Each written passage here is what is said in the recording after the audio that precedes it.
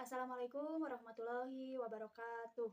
Selamat siang anak-anak, bagaimana kabarnya? Semoga kita selalu dalam keadaan sehat dan tetap semangat ya. Oh ya, sebelum mengawali pembelajaran, alangkah baiknya kita berdoa terlebih dahulu. Berdoa dalam hati dimulai. Amin, selesai.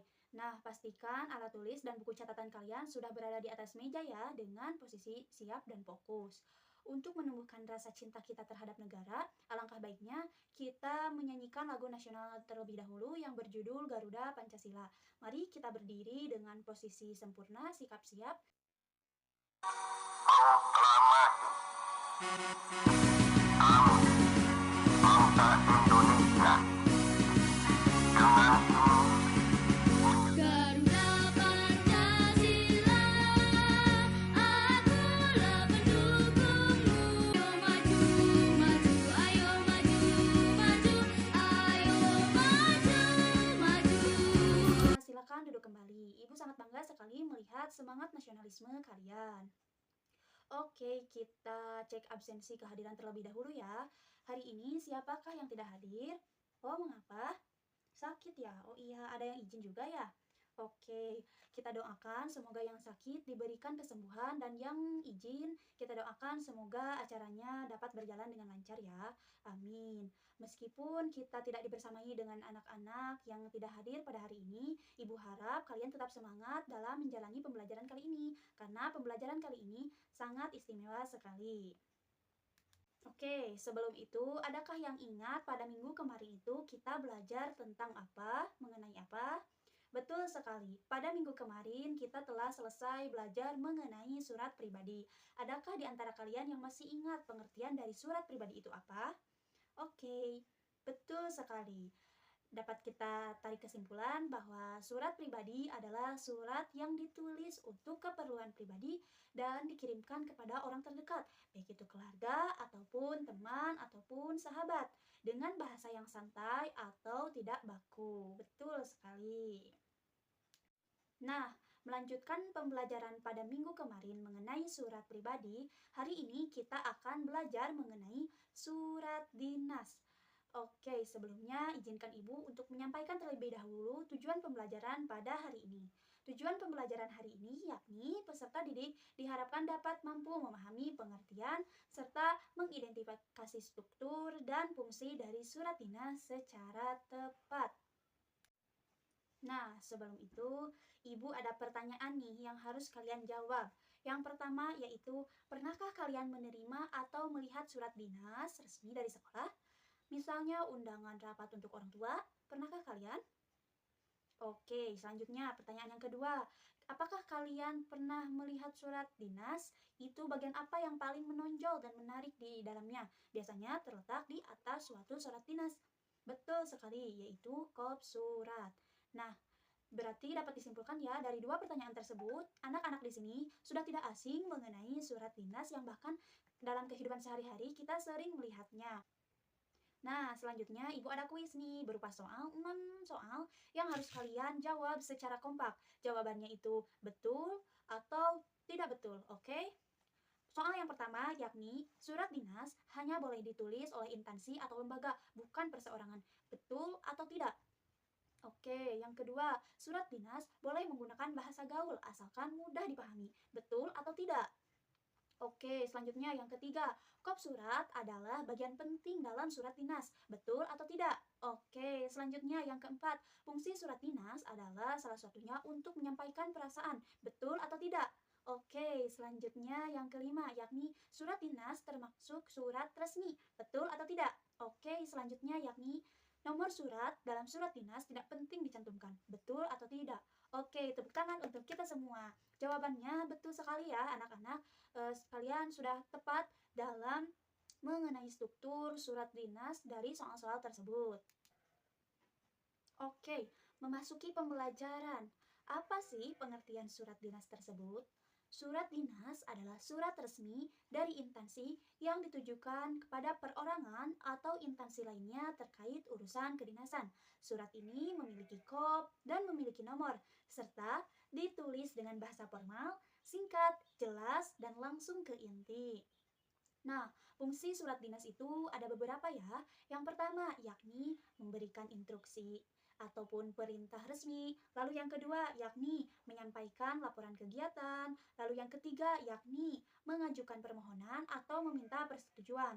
Lalu yang keempat yakni menyampaikan usulan atau gagasan. Lalu yang kelima yakni memberikan peningkatan atau sanksi. Dan yang keenam yakni memberikan penghargaan atau apresiasi. Jadi, fungsi dari surat dinas tersendiri itu ada 6.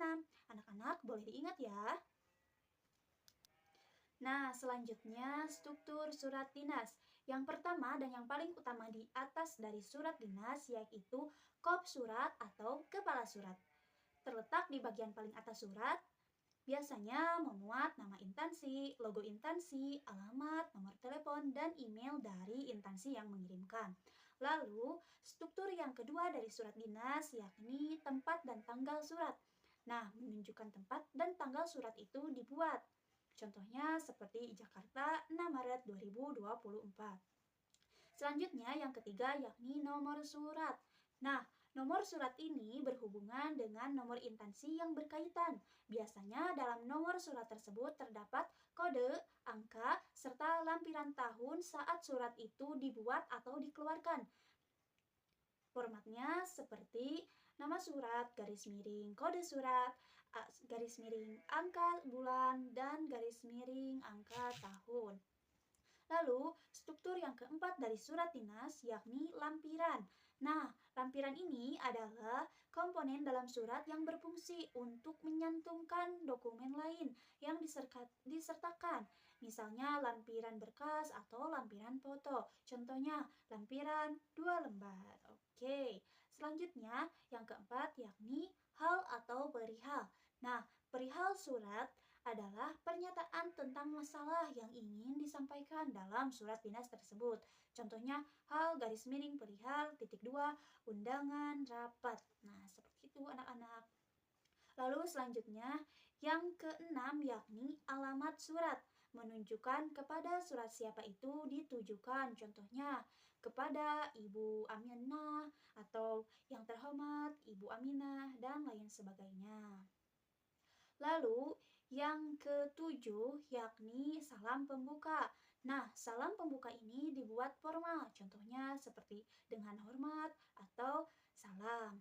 Lalu selanjutnya yang kedelapan yakni isi surat. Nah, isi surat dinas ini dibagi menjadi 3, yaitu paragraf pembuka, paragraf inti, dan paragraf penutup. Oke, selanjutnya yang kesembilan yaitu salam penutup. Sebagai penutup, biasanya berupa ucapan terima kasih, harapan, doa, ataupun ucapan salam tersendiri. Dan yang terakhir yakni nama pengirim dan tanda tangan. Di akhir surat harus menyantumkan identitas lengkap pengirim dan keterangan lain seperti jabatan, nomor induk, dan dibawahi dengan tanda tangannya.